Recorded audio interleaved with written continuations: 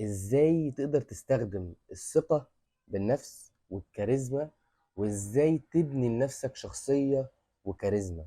من ضمن الادوات الاساسية الصبر، انك لازم تصبر، ما تتلهوكش، ما تجريش ورا الحاجة.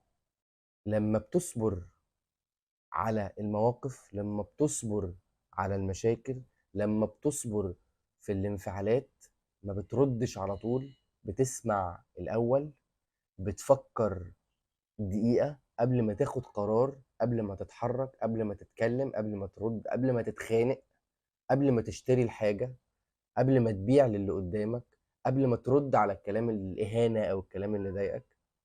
فكر دقيقة واصبر. ده بيدي انطباع للشخص اللي قدامك إنك واثق في نفسك أكتر منه، إنك قادر تتحكم في مشاعرك وفي ردود أفعالك أكتر منه. الصبر بيخليك هادي، الصبر بيديك وقت تفكر، الصبر بيخليك ردود افعالك محسوبة اكتر.